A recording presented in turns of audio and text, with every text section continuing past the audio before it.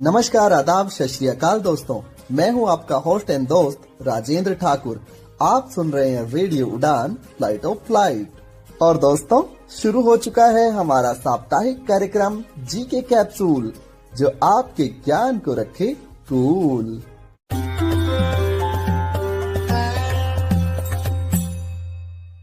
दोस्तों, इस कार्यक्रम का मुख्य उद्देश्य प्रश्नोत्तरी के माध्यम से आपके ज्ञान में वृद्धि करना है। कार्यक्रम का प्रसारण हर सोमवार रात 10 बजे और पुनः प्रसारण हर मंगलवार शाम 5 बजे से रेडियो उड़ान द्वारा किया जाता है।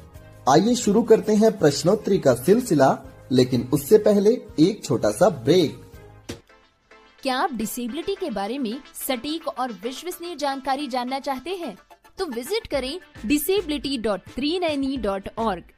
ये वेबसाइट एक ऐसा मंच है जहां आपके सवालों को मिलेंगे विशेषज्ञों से उत्तर। आपको मिलेंगे सेल्फ एडवोकेसी की प्रेरणादायक कहानियों के वीडियोस। इतना ही नहीं, engaging games, valuable resources, inclusive music video और ढेर सारी ऑथेंटिक इन्फॉर्मेशन। दिव्यांगता से जुड़े अपने सवालों के जवाब खोजिए, अपनी क्यूरियोसिटी को एक्सप्लोर कीजिए वेबसाइट पर डाइविंग डीप सेगमेंट के साथ। तो देर किस बात की, आज ही विजिट करें disability.trinayani.org और disability.390 के साथ मिलकर बनाए समावेशी समाज।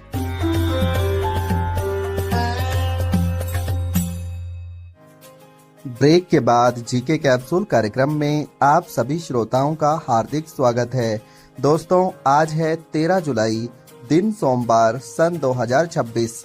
आज का दिन जम्मू कश्मीर में कश्मीर शहीदी दिवस के रूप में मनाया जाता है, क्योंकि आज ही के दिन सन 1931 में जो लोग विरोध कर रहे थे जम्मू कश्मीर की राजधानी श्रीनगर में, उन पर गोलियां चलाई गई थी और वो लोग अपने राज्य या अपने स्थान के लिए शहीद हुए थे। उन्हीं की याद में इस दिन को कश्मीर शहीद दिवस के रूप में मनाया जाता है और अंतर्राष्ट्रीय स्तर पर आज का दिन इंटरनेशनल रॉक डे के रूप में भी मनाया जाता है। चलिए बढ़ते हैं आज के प्रश्नोत्तरी कार्यक्रम की ओर। प्रश्न संख्या 1। दोस्तों, आप लोगों को बताना है कि भारत में ब्रिजमैन ऑफ इंडिया के नाम से किन्हें जाना जाता है, जिनका हाल ही में निधन हो गया है। आपके ऑप्शंस रहेंगे ए. कुलवंत मेहरा, बी. दीपक शर्मा, सी. अमित गर्ग या ऑप्शन डी. ग्रीस भारद्वाज। बिल्कुल सही दोस्तों, ग्रीस भारद्वाज को ब्रिजमैन ऑफ इंडिया के नाम से जाना जाता है और इनको भारत के चौथे सबसे बड़े पुरस्कार यानी पद्मश्री से भी सम्मानित किया गया है। हाल ही में इनका निधन हो गया है। प्रश्न संख्या 2। दोस्तों, आप लोगों को बताना है हाल ही में सुप्रीम कोर्ट ने कौन से अधिकार को भारत के नागरिकों के लिए मौलिक अधिकार घोषित किया है। आपके ऑप्शंस रहेंगे ए. सच बोलने का अधिकार, बी. शिक्षा का अधिकार, सी. स्वतंत्र वाणी का अधिकार या ऑप्शन डी. फुटपाथ पर चलने का अधिकार। बिल्कुल सही दोस्तों, भारत के सुप्रीम कोर्ट ने फुटपाथ पर चलने का अधिकार को हाल ही में मौलिक अधिकारों की श्रेणी में शामिल कर लिया है। प्रश्न संख्या 3। दोस्तों, आप लोगों को बताना है कि हाल ही में भारत ने अंडर 15 और अंडर 20 एशियन चैंपियनशिप ये रेसलिंग की है, जो थाईलैंड में आयोजित करवाई गई है। आपको बताना है कि इसमें कुल मिलाकर भारतीय खिलाड़ियों ने कितने पदक जीते। आपके ऑप्शंस रहेंगे ए. 18, बी. 29, सी. 36 या ऑप्शन डी. 41।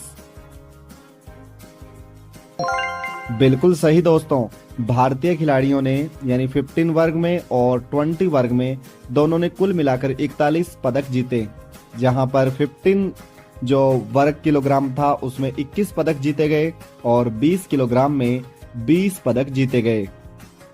प्रश्न संख्या 4। दोस्तों, आप लोगों को बताना है कि हाल ही में नेशनल क्राइम रिकॉर्ड्स ब्यूरो, जिसे हम NCRB के नाम से भी जानते हैं, इसका वर्तमान में अध्यक्ष किन्हें बनाया गया है। आपके ऑप्शंस रहेंगे ए. अमित गर्ग, बी. चिराग मित्तल, सी. विष्णु सैनी या ऑप्शन डी. राजकुमार शुक्ला। बिल्कुल सही दोस्तों, अमित गर्ग को एनसीआरबी का अध्यक्ष बनाया गया है। दोस्तों कमेंट बॉक्स में बताएं कि एनसीआरबी की स्थापना कब हुई थी। प्रश्न संख्या 5।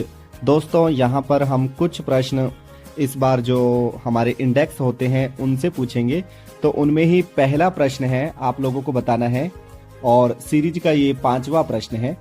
आपको बताना है कि सीपीआई यानी करप्शन परसेप्शन इंडेक्स 2026 में भारत का स्थान कौन सा रहा। आपके ऑप्शंस रहेंगे ए 99, बी 95, सी 91 या ऑप्शन डी 89। बिल्कुल सही दोस्तों, वर्ष 2026 के लिए भारत में सीपीआई का जो स्थान है यानी भ्रष्टाचार सूचकांक में जो हमारा स्थान है वो 91 रहा। इससे पहले हम 95 पे थे, यानी वर्ष 2025 की अपेक्षा वर्ष 2026 में हमारे देश में भ्रष्टाचार में जो है सुधार देखने को मिला है। प्रश्न संख्या 6। दोस्तों आप लोगों को बताना है कि प्रेस फ्रीडम इंडेक्स में भारत का स्थान कौन सा है, और आपके ऑप्शंस रहेंगे ए 139, बी 142, सी 152 या ऑप्शन डी 157। बिल्कुल सही दोस्तों, भारत का 157वां स्थान इस बार रहा, जो बहुत अधिक खराब है, यानी हम नीचे की ओर जाते जा रहे हैं। हमें इसमें सुधार करने की आवश्यकता है। भारत का जो स्तर है मीडिया का, वो जो पक्ष में पार्टी है उसकी तरफ ज्यादा है, जबकि विपक्ष की ओर झुकाव नहीं है। यही कारण है कि हमारे जो मीडिया का स्तर है वो लगातार घटता जा रहा है। प्रश्न संख्या 7। दोस्तों आप लोगों को बताना है कि हैप्पीनेस इंडेक्स यानी विश्व खुशहाली सूचकांक में भारत का स्थान कौन सा है। आपके ऑप्शंस रहेंगे ए 115, बी 116, सी 127 या ऑप्शन डी 130।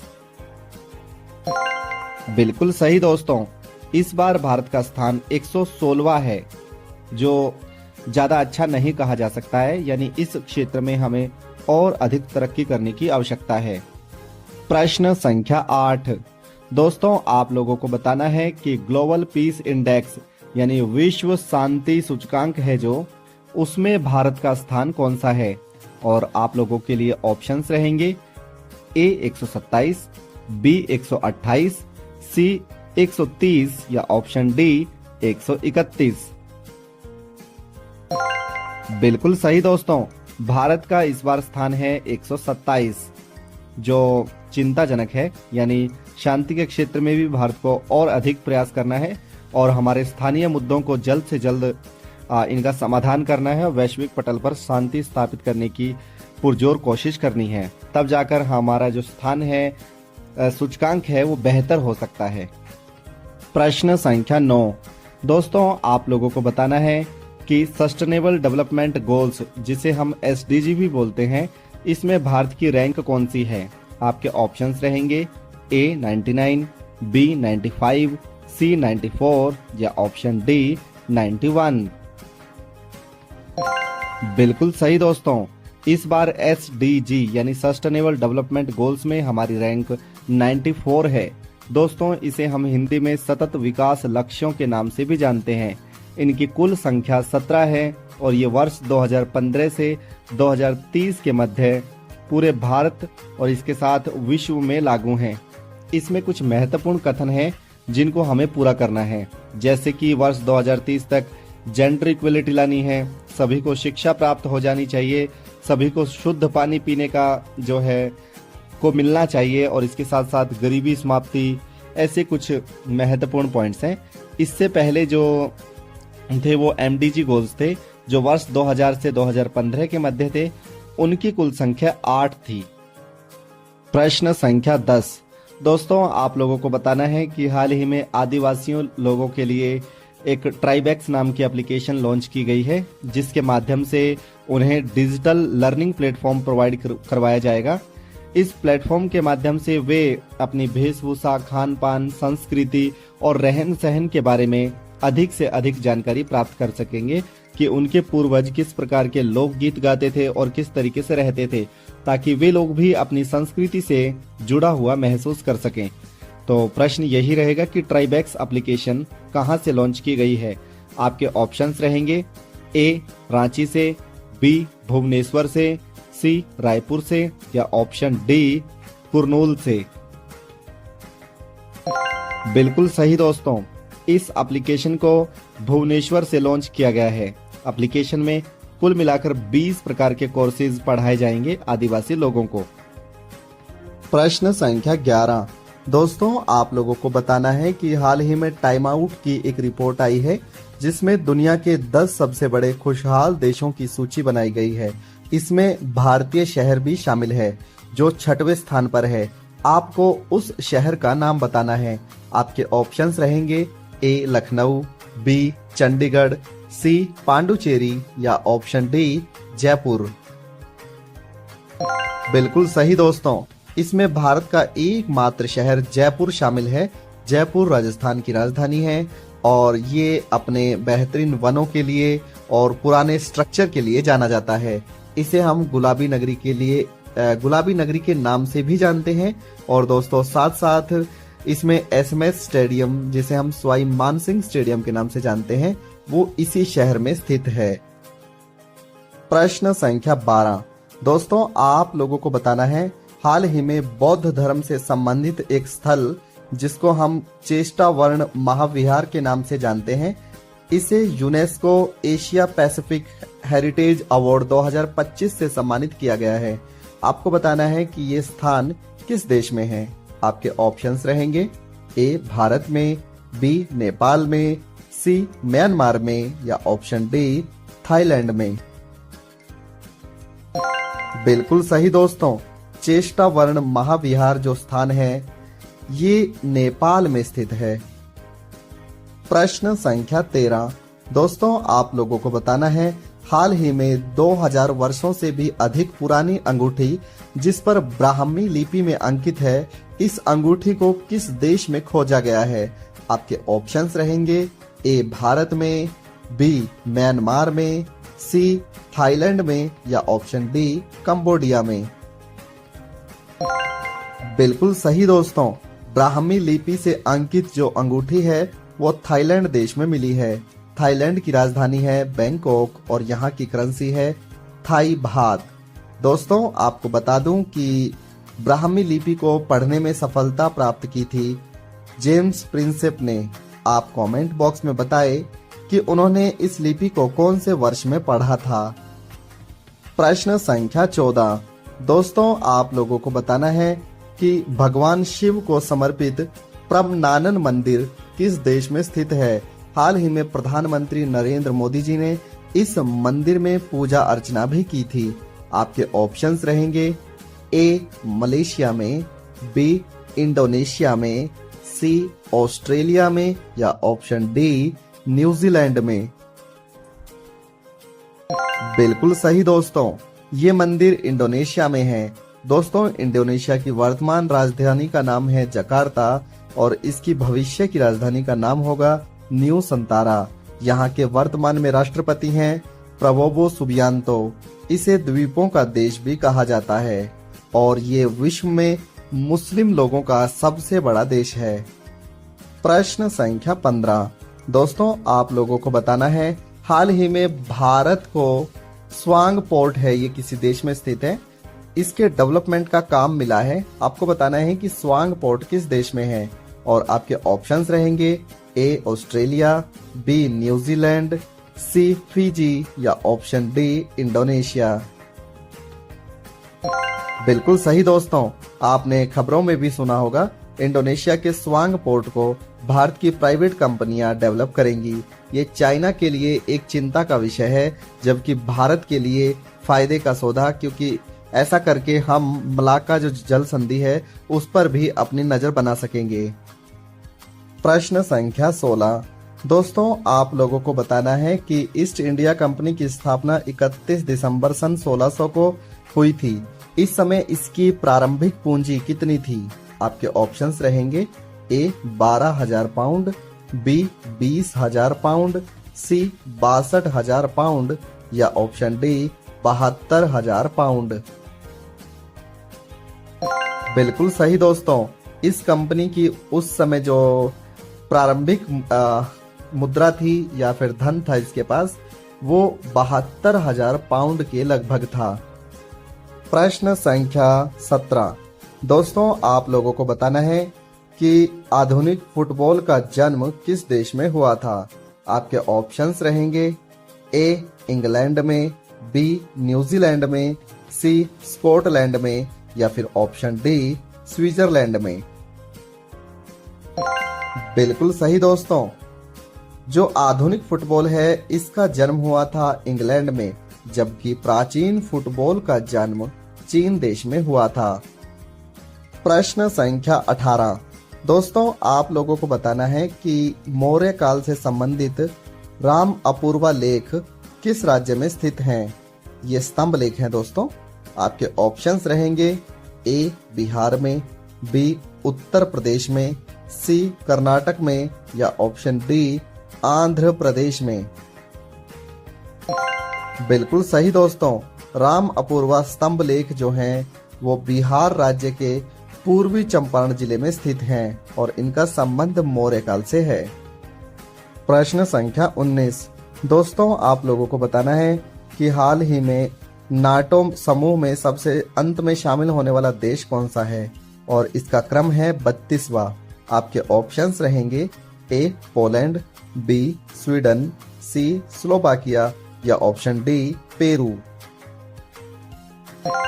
बिल्कुल सही दोस्तों, ये देश है स्वीडन जो 32वें क्रम में शामिल हुआ है।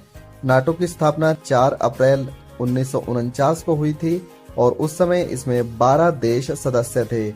नाटो की फुल फॉर्म है नॉर्थ अटलांटिक ट्रीटी ऑर्गेनाइजेशन। इसका हेडक्वार्टर बेल्जियम की राजधानी ब्रुसेल्स में है। दोस्तों, नाटो अमेरिका द्वारा लीड किया जाने वाला एक ऐसा समूह है जिसके जो शर्तें हैं उसमें लिखा है कि यदि किसी एक देश पर कोई अन्य देश हमला करेगा तो माना जाएगा कि उन सभी देशों पर हमला हुआ है। प्रश्न संख्या 20। दोस्तों, आप लोगों को बताना है कि भारत में इंडियन एआई रिसर्च ऑर्गेनाइजेशन की स्थापना किस शहर में की जा चुकी है। आपके ऑप्शंस रहेंगे ए अहमदाबाद में, बी गांधीनगर में, सी सूरत में या ऑप्शन डी दाहोद में। बिल्कुल सही दोस्तों, ये गुजरात की राजधानी गांधीनगर में इंडियन एआई रिसर्च ऑर्गेनाइजेशन की स्थापना की जाएगी। प्रश्न संख्या 21। दोस्तों, आप लोगों को बताना है कि भारत में राष्ट्रीय ज्ञान आयोग की स्थापना किस वर्ष हुई थी। आपके ऑप्शंस रहेंगे ए 1995, बी 1997, सी 2000 या ऑप्शन डी 2005। बिल्कुल सही दोस्तों, भारत में राष्ट्रीय ज्ञान आयोग की स्थापना 13 जून सन 2005 को हुई थी। दोस्तों, उस समय डॉक्टर मनमोहन सिंह प्रधानमंत्री थे और उन्हीं के नेतृत्व में इसकी स्थापना हुई थी। इसका हेडक्वार्टर नई दिल्ली में है और ये भारतीय लोगों में, भारतीय युवाओं में ज्ञान का प्रसार प्रचार करने के लिए जानी जाती है। इस संस्था के उद्देश्यों में शामिल है कि भारतीय लोगों को नए और नूतन ज्ञान से उनको परिचित करवाया जा सके। प्रश्न संख्या 22। दोस्तों, आप लोगों को बताना है कि आईपीएल इतिहास की पहली टीम कौन सी बनी है जिसने 100 मैच जीते हैं आईपीएल में। आपके ऑप्शंस रहेंगे A Chennai super king, B Mumbai Indians, C Rajasthan royals या option D Calcutta knight rider. बिल्कुल सही दोस्तों, इस प्रश्न का सही उत्तर होगा मुंबई इंडियन। इन्होंने चेन्नई सुपर किंग को सन 2019 में हराकर इस कीर्तिमान को स्थापित किया था। प्रश्न संख्या 23। दोस्तों, आप लोगों को बताना है कि FATF यानी फाइनेंस एक्शन टास्क फोर्स, इसकी स्थापना कब हुई थी। आपके ऑप्शंस रहेंगे ए 1975, बी 1977, सी 1989 या ऑप्शन डी 1991। बिल्कुल सही दोस्तों, FATF की स्थापना 1989 में हुई थी और दोस्तों, भारत इस संस्था में सन 2010 में शामिल हुआ था। आज लगभग 40 देश इसके सदस्य हैं और इसके मुख्य कार्यों में मनी लॉन्ड्रिंग को रोकना है। प्रश्न संख्या 24। दोस्तों, आप लोगों को बताना है कि चरक संहिता के अनुसार मानवीय शरीर में कुल कितनी हड्डियां हैं और आपके ऑप्शंस रहेंगे ए 250, बी 280, सी 320 या ऑप्शन डी 360। बिल्कुल सही दोस्तों, चरक संहिता के अनुसार मानवीय शरीर में कुल 360 यानी 360 हड्डियां हैं। प्रश्न संख्या 25। दोस्तों, आप लोगों को बताना है कि हड़प्पा सभ्यता का कौन सा शहर 3 भागों में बंटा था। आपके ऑप्शंस रहेंगे ए मोहनजोदड़ो, बी चनहोदड़ो, सी राखीगढ़ी या ऑप्शन डी धोलावीरा। बिल्कुल सही दोस्तों, धोलावीरा मुंबई माफ कीजिए गुजरात में स्थित है। दोस्तों, इसे हम कुओं का शहर भी कहते हैं क्योंकि यहाँ पर लगभग 700 कुएं भी प्राप्त हुए हैं और समुद्री सीमा से ये अपनी सीमा बनाता है, जिसके कारण ये एक प्रकार से कह सकते हैं कि हम वहाँ का पत्तन शहर भी था यानी बंदरगाह शहर भी था। इसके साथ साथ गुजरात में लोथल भी एक बंदरगाह था। प्रश्न संख्या 26। दोस्तों, आप लोगों को बताना है कि सिलिकॉन वैली किस शहर में स्थित है। आपके ऑप्शंस रहेंगे ए बेंगलोर में, बी कैलिफोर्निया में, सी अहमदाबाद में या ऑप्शन डी जोहान्सबर्ग में। बिल्कुल सही दोस्तों, भारत में ये बेंगलोर में स्थित है, जबकि अमेरिका में यानी विश्व में अगर बात करें तो ये कैलिफोर्निया में स्थित है। प्रश्न संख्या 27। दोस्तों, आप लोगों को बताना है कि प्रारंभिक काल में राख के अवशेष कौन सी गुफाओं से प्राप्त हुए हैं। आपके ऑप्शंस रहेंगे ए कुरनूल की गुफाएं, बी भीमबेटका की गुफाएं, ऑप्शन सी है अजंता की गुफाएं या ऑप्शन डी अमरनाथ की गुफाएं। बिल्कुल सही दोस्तों, प्रारंभिक काल में जो राख के अवशेष हैं वो कुरनूल की गुफाओं से प्राप्त हुए हैं। प्रश्न संख्या 28। दोस्तों, आप लोगों को बताना है कि रवि कीर्ति किसके दरबारी कवि थे। आपके ऑप्शंस रहेंगे ए पुलकेशिन द्वितीय, बी राजा अशोक, सी आजाद शत्रु या ऑप्शन डी बिंबिसार। बिल्कुल सही दोस्तों, ये पुलकेशिन द्वितीय के राजकवि थे। प्रश्न संख्या 29। दोस्तों, आप लोगों को बताना है कि दोहरी सरकार की प्रणाली किसने शुरू की थी और आपके ऑप्शंस रहेंगे ए पुलकेशिन द्वितीय ने, बी श्रीराजदौला ने, सी मीर जाफर ने या ऑप्शन डी रॉबर्ट क्लाइव ने। बिल्कुल सही दोस्तों, रॉबर्ट क्लाइव ने दोहरी सरकार प्रणाली 1765 में शुरू की थी। प्रश्न संख्या 30। दोस्तों, आप लोगों को बताना है कि 19वें क्रम के गुट निरपेक्ष आंदोलन का मुख्य समारोह किस देश में आयोजित करवाया गया। आपके ऑप्शंस रहेंगे ए युगांडा कंपाला में, बी रवांडा किगली में, सी केनिया नैरोबी में या option D south Africa Johannesburg में। बिल्कुल सही दोस्तों, ये युगांडा कंपाला में इसका आयोजन करवाया गया था। गुट निरपेक्ष आंदोलन की शुरुआत या इसकी स्थापना 1961 में होती है। दोस्तों, ये आज का हमारा अंतिम प्रश्न था। हमें उम्मीद है कि आपको जीके कैप्सूल कार्यक्रम जरूर पसंद आता होगा और थोड़े से समय में ही आप लोगों को बहुत सारी जानकारियां मिल जाती होंगी। फिर मिलेंगे अगले सप्ताह, तब तक के लिए नमस्कार।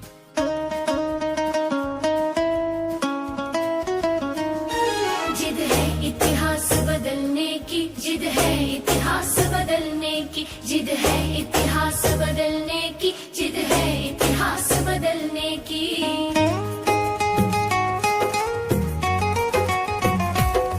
कोई शोर करे तो करने दो, अपने में मगन रहो साथी। कोई सार न दे तो क्या करना, तुम स्वयं अकेले हो काफी। कोई शोर करे तो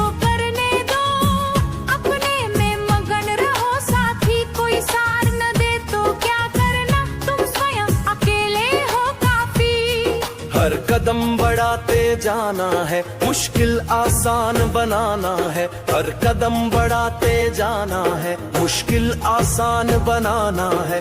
अब बारी है फूलों सुन लो कांटों की, नोक कुचलने की। जिद है इतिहास बदलने की, जिद है इतिहास बदलने की, जिद है इतिहास बदलने की, जिद है इतिहास बदलने की।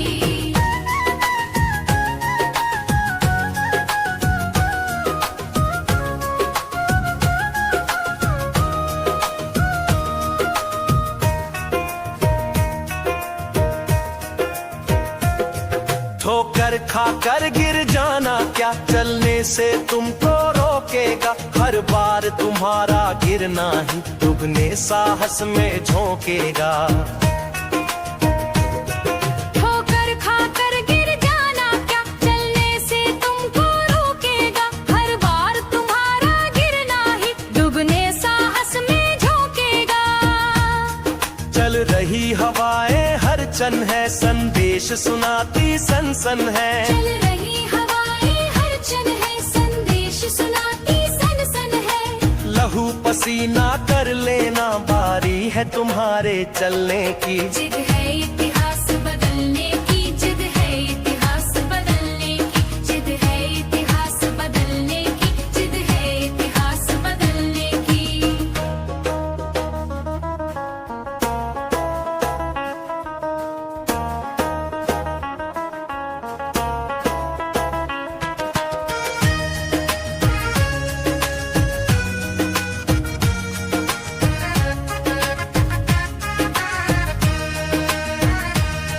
पत्थर पर जब छेनी चलती बन करके देव उभरता है। गन्ना जितना पीसा जाता उतना ज्यादा रस झरता है।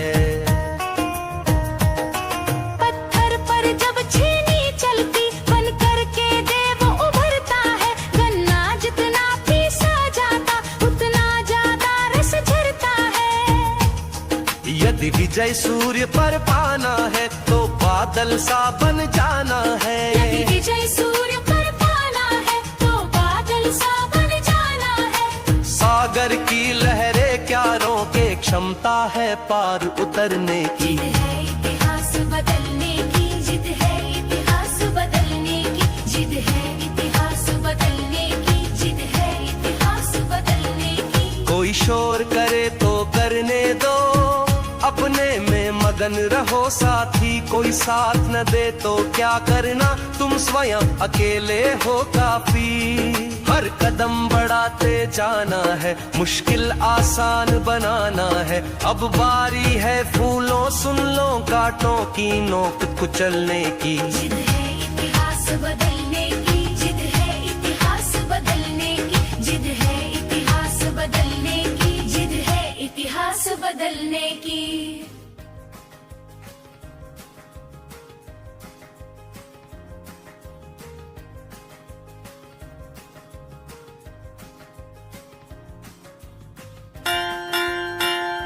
Tang tang tang, tang tang tang,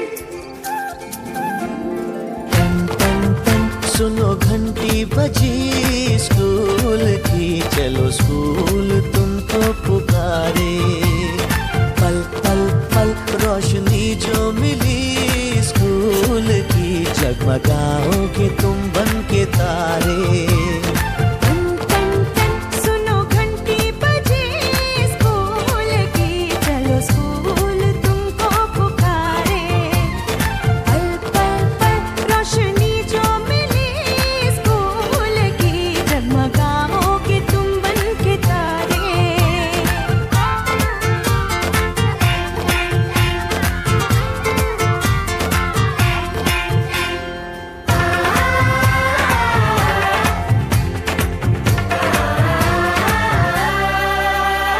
copy और किताबें सारी स्कूल देगा, स्कूल देगा, यूनिफॉर्म भी तुम्हारी।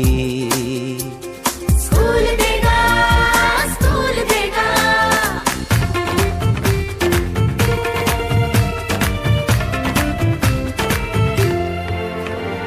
स्कूल अब घर से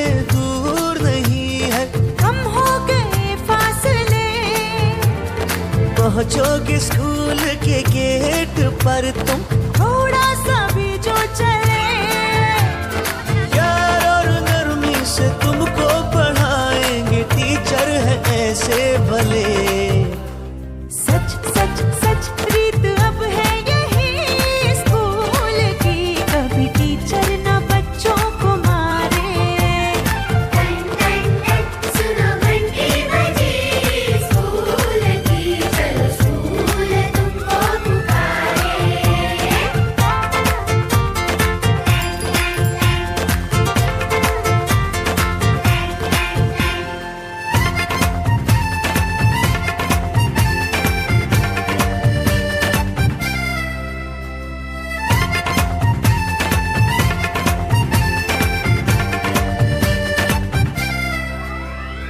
लाइब्रेरी में जो पढ़ना हो स्कूल देगा, स्कूल देगा, दोपहर में खाना भी तो और स्कूल देगा, स्कूल देगा।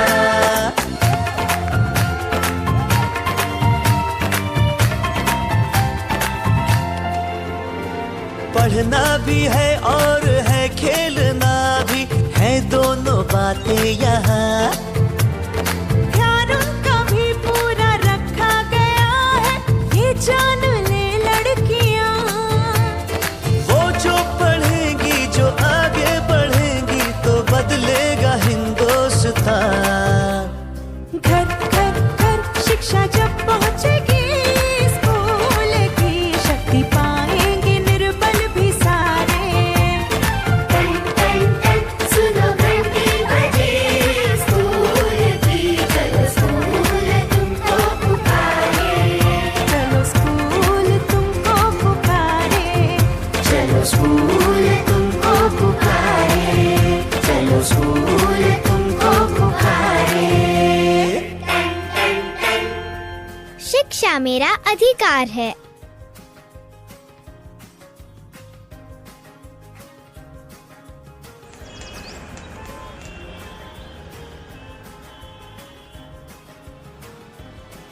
ये नन्हे फूल ही एक दिन नया भारत बनाएंगे, इरादा कर लिया है हम इन्हें ऐसा पढ़ाएंगे।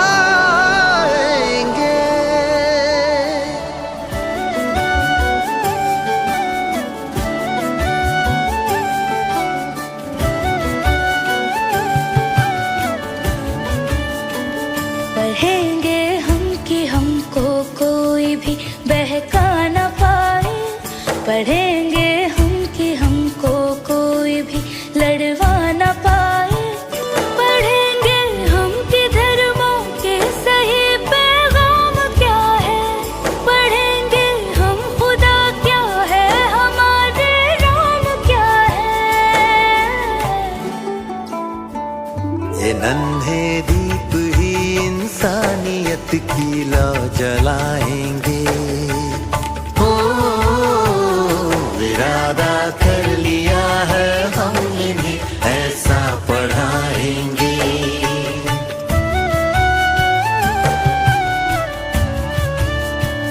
पढ़ेंगे हम तो जानेंगे गलत क्या हो रहा है, हमारे बीच आखिर कौन नफरत बो रहा है। कलम की अब लड़ाई हिंसा और हथियार से है, हमें रहना यहाँ अब अमन से है, प्यार से है। जमाने को हमें अब प्यार से जीना सिखाएंगे। ओ इरादा कर लिया है हम इन्हें ऐसा पढ़ाएंगे।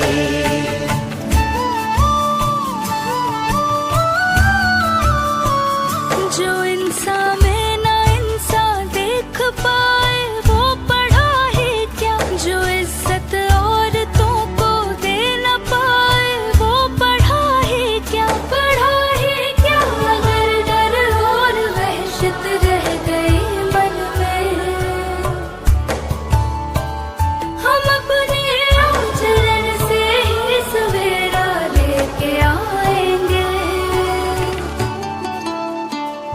सवेरा क्या है सूरज भी ये अपना खुद उगाएंगे।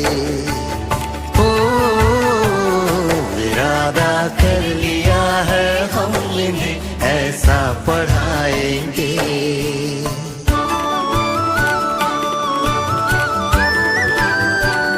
पढ़ेंगे वो जो सिखलाए खुद ही परमान करना, सिखाए देश के आदर्श पर अभिमान करना। हमें विज्ञान से जग को नया विज्ञान देंगे, जहाँ वाले तरक्की में हमारा नाम लेंगे, हमारा नाम लेंगे। ये अपने कल को अपने आज से बेहतर बनाएंगे। हो इरादा